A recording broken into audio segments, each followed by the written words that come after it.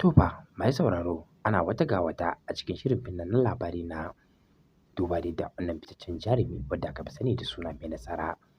Kamar yadda a gaskiyan bayani a yanzu dai alamu ya nuna da cewa aurensa shi da Dr. Asiya zai iya yiwuwa. Duba dai da dai kamar daga baya an nuna musu cewa ba a ƙaunarsu kuma da su fita daga soyayyan wannan fitaccen jaruma Dr. Asiya.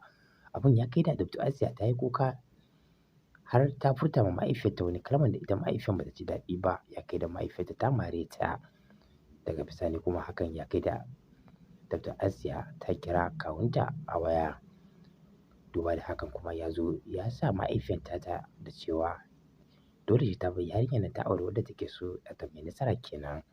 To mai sauraro abinda wannan fitaccen jaruma Dr. Asiya ta yi don Allah za mu so da ku ba mu kalan naku ra'ayoyinku. Shin cewa ta yi daidai ko kuma dai hakan da ta yi ba ta kyauta ba. Mai sauraro da Allah mu so da ku bayyana mana kalan ra'ayoyinku a comment section namu gaba ɗaya.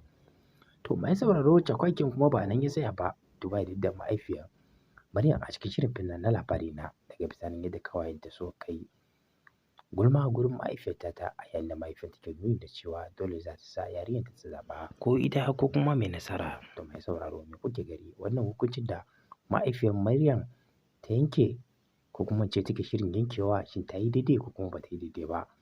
To mai sauraro idan hakan ya kasance a zahirce hakan daidai ne ko kuma ba daidai ba, shi ma muna buƙatar da ku bayyana mana kalan naku ra'ayoyin. Mai sauraro idan kuma wannan shine farkon ziyartar mu a wannan tashar namu mai albarka, don Allah kafin da mu sake muku gundarin rahotannin gaba ɗaya za mu so da ku sani muku danna mana subscribe kana da alamar ƙararrawa kamar haka. Mun gode. To fa mai sauraro kamar yadda kuka sani dai shi kuma wannan fitaccen jarumi wato wadda aka fi sani da suna Yaya Mujahid, a yayin da shi kuma yake ci gaba da nuna wa Asiya irin tashin hankalin da ya sa ta ciki da kuma nuni da cewa da ta yi haƙuri. Duba da yadda ita kuma take jin mamakin wannan haƙurin da ke ba ta. Akwai alamun tausayi da tausasawa a fuskan ita Dr. Asiya daga bisanin lokacin da Yaya Mujahid ya ci gaba da furta mata wannan kalaman, ya kai da lokacin da ya juya zai tafi mahaifiyar tata ta yi matuƙar kiransa, kuma daga yayin lokacin da ya zo yake nuna ma mahaifiyar kar ta damu da wannan abun da ya faru. Shi ya riga sani haka Allah ya nufa. Abun ya yi matuƙar burge 'yan kallo. To mai sauraro me za ku iya furtawa a game da wannan abun da Yaya Mujahid ya yi a kan ita Dr. Asiya? Shin cewa abun da Asiya ta yanke hukunci shin ya yi daidai ko kuma bai yi daidai ba, a yayin da wasu ke nuni da cewa wannan abun da ya faru da Yaya Mujahid tamkar abun da ya faru da wannan fitaccen jarumi wadda aka fi sani da suna Presido a cikin shirin fim na labari na na farko kenan. Duba da yadda ya kamu da soyayyar Sumayya kamar zai mutu, kuma a yayin da wani fitaccen jarumi wadda aka fi sani da suna Raba Gardama a yayin da ake nuni da cewa shi ne kaɗai wanda zai iya auren ta. To mai sauraro za mu so dai don Allah da ku dakace mu a nan.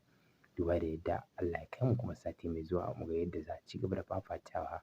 Shin cewa Mai Nasara zai samu nasarar auren wannan fitaccen jaruma wadda aka fi sani da suna Asiya ko kuma dai hakan ba zai yiwu ba. To mai sauraro shi mu dakaci wannan fitaccen darakta wadda aka fi sani da suna Aminu Saira. To mai sauraro idan kuma wannan shi ne farkon ziyartar mu a wannan tashar namu ne mai albarka, don Allah dai muna roƙonku da ku ci gaba da danna mana subscribe kana da alamar ƙararrawa kamar haka. Don hakan shi yake ba mu damar ci gaba da zakuɗan muku cikakkun rahotannin. Mun gode.